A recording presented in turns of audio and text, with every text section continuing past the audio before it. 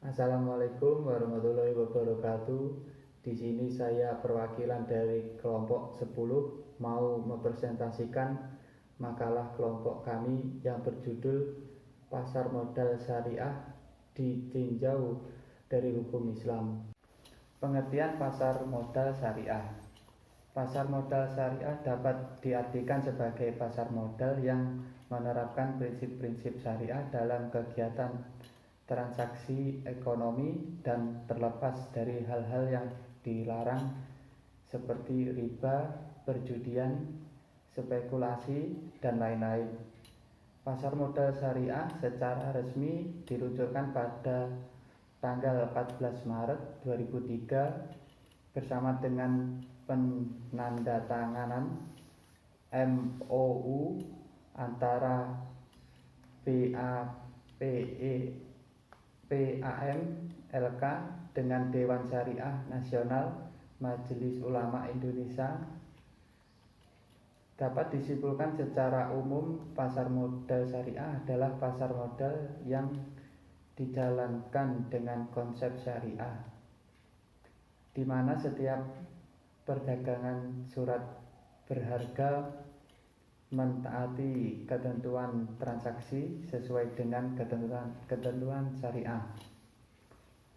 Dalam setiap kegiatan pasar modal syariah berhubungan dengan perdagangan efek syariah, perusahaan publik yang berkaitan dengan efek yang diterbitkan secara lembaga profesi yang berkaitan dengannya, di mana penduduk dan mekanisme operasionalnya berjalan tidak bertentangan hukum muamalat Islamiyah.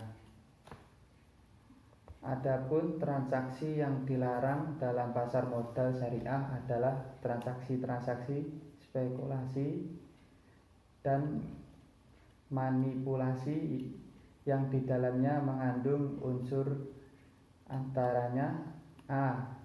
Natsi, yaitu melakukan penawaran palsu. B. Insider trading, yaitu memiliki informasi orang dalam untuk memperoleh keuntungan atas transaksi yang dilarang. C. Menimbulkan informasi yang menyesatkan. D. Margin trading, yaitu melakukan transaksi efek syariah dengan fasilitas pinjaman berbasis bunga atas kewajiban penyelesaian pembelian efek syariah tersebut. E. Iktikar atau penimbunan, yaitu pembelian dan atau pengumpulan suatu efek syariah dengan tujuan mempengaruhi orang lain. Selanjutnya, peranan dan fungsi pasar modal syariah. Peranan mendasar pasar modal syariah secara umum bagi perekonomian antara lain: a. Memberikan kesempatan kepada penabung untuk berpartisipasi secara penuh dalam usaha bisnis. B. Memungkinkan pemegang saham dan obligasi memperoleh likuiditas dengan menjual saham dan obligasi mereka pada pasar sekunder. C. Memberikan kesempatan bagi pengusaha untuk menghimpun dana eksternal untuk kebutuhan ekspansi aktivitas ekonomi dan perusahaan mereka. D. Memberikan kesempatan bagi pengusaha memisahkan operasi bisnis dan ekonomi dengan aktivitas keuangan. Sedangkan yang menjadi fungsi pasar modal yang syariah yang efisiensi adalah sebagai berikut. A.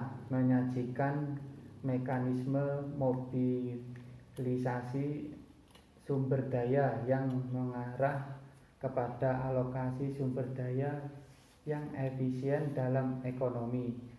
B. Menyediakan likuiditas dalam pasar dengan harga paling murah, yakni berbiaya transaksi paling rendah atau penawaran rendah menyebar pada sekuritas yang berdagangkan di pasar. C. Untuk memastikan transparansi dalam penentuan harga sekuritas, dana menentukan harga premi risiko yang merefleksikan tingkat risiko sekuritas tersebut. D. Menyediakan peluang diversifikasi dengan baik dan untuk mengurangi level risiko melalui diversifikasi lintas batas geografis dan waktu. Poin C yaitu perdagangan dalam pasar modal menurut perspektif Islam. 1. Menurut pandangan Al-Quran, bagi umat Islam yang menginginkan keselamatan dan kebahagiaan hidupnya di dunia dan akhirat, segala kegiatan yang dilakukan harus berpedoman kepada Al-Quran dan hadis Rasulullah SAW. Pasar modal adalah suatu kegiatan perekonomian yang tidak disebutkan secara detail dalam Al-Quran dan hadis, sehingga hal tersebut termasuk kajian ijtihad. Namun pasar modal yang merupakan kegiatan transaksi jual beli yang seharusnya mengikuti ketentuan syariah, tidak ada paksaan, tidak ada penipuan, dan ketidakpastian suatu yang dijual dan sebagainya. Dalam Al-Quran Allah mengingatkan antara lain dalam surat An-Nisa ayat 29. Yang kedua, menurut pandangan hadis, dalam lintas awal sejarah Islam, jual beli saham atau investasi belum dikenal. Namun mudharabah atau bagi hasil bisa disebut investasi langsung, seperti disebutkan dalam kitab Fiqh Al-Sunnah bahwa Abu Musa Al-Asy'ari di Basrah menitipkan sejumlah uang kepada dua orang anak Umar bin Khattab untuk disampaikan kedua orang tuanya di Madinah.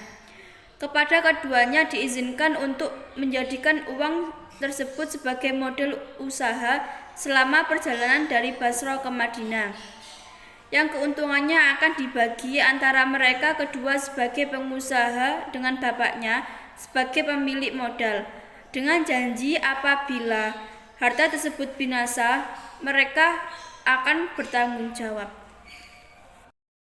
Yang ketiga, menurut pandangan ulama.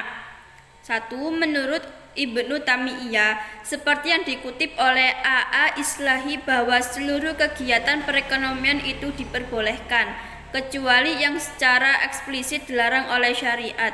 Karena pasar modal itu tidak ada nas yang melarangnya, maka boleh saja dilaksanakan selama batas usahanya tersebut tidak bertentangan dengan syariat Islam.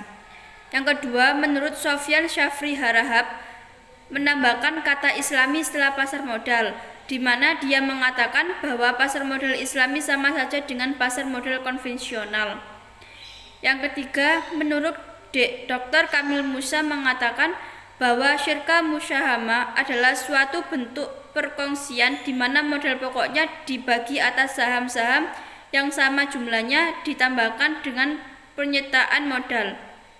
Yang keempat, menurut Abdul Aziz Al-Hayat melontarkan fatwanya tentang kebolehan syirka musyahama itu sebagaimana diperbolehkan syirka ina dalam fikih Islam. Akan menjelaskan tentang pelaku pasar modal. Yang pertama yaitu emiten. Emiten adalah perusahaan yang melakukan penjualan surat-surat berharga atau melakukan emisi. Dalam melakukan emisi, emiten dapat memilih dua macam instrumen pasar modal yang bersifat kepemilikan atau hutang. Yang kedua yaitu investor. Pelaku kedua di pasar modal adalah investor atau pemodal. Ia adalah yang membeli atau menanamkan modalnya pada perusahaan yang melakukan emisi. Yang ketiga yaitu perusahaan pengelola dana. Perusahaan pengelola dana merupakan perusahaan yang beroperasi di pasar modal dengan mengelola modal yang membeli atau menanamkan modalnya pada perusahaan yang melakukan emisi. Yang ketiga yaitu perusahaan pengelola dana. Perusahaan pengelola dana merupakan perusahaan yang beroperasi di pasar modal dengan mengelola modal yang berasal dari investor. Perusahaan ini mempunyai 2 unit, yaitu pengelolaan dana dan penyimpanan dana.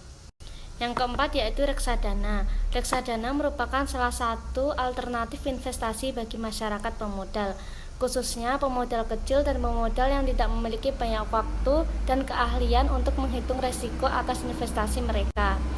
Reksadana dirancang dalam rangka menghimpun dana dari masyarakat yang memiliki modal dan mempunyai keinginan untuk melakukan investasi. Poin yang yaitu jenis-jenis pasar modal. Dalam menjalankan fungsinya, pasar modal dibagi menjadi 3 macam, yaitu pasar primer, pasar sekunder, dan bursa paralel. Pengertian dari ketiga macam pasar tersebut antara lain adalah yang pertama yaitu pasar perdana. Pasar perdana merupakan pasar di mana emiten pertama kali memperdagangkan sahamnya atau surat berharga lainnya.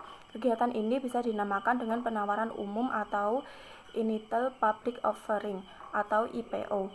Informasi suatu perusahaan yang akan menawarkan sahamnya untuk pertama kali pada masyarakat dapat dilihat minimal di 2 harian nasional, public expose dan atau prospektus. Yang kedua yaitu pasar sekunder. Pasar sekunder adalah yang memperdagangkan efek setelah penawaran di pasar perdana. Perdagangan di pasar sekunder ini hanya terjadi antara investor yang satu dengan yang lainnya. Harga saham di pasar sekunder tidak lagi ditentukan oleh emiten dan pinjaman emisi, tetapi berdasarkan atas teori penawaran dan permintaan serta prospek perusahaan yang menerbitkan saham. Yang ketiga yaitu bursa paralel. Bursa paralel merupakan alternatif bagi perusahaan yang go public yang tidak dapat memenuhi syarat yang ditentukan oleh bursa efek. Emiten yang mendaftarkan efeknya di bursa paralel ini modelnya alternatif lebih kecil. Atas dasar ini, bursa paralel merupakan pelengkap bagi bursa efek yang sudah ada. Sekian presentasi dari kelompok kami, kurang lebihnya kami mohon maaf. Wassalamualaikum warahmatullahi wabarakatuh.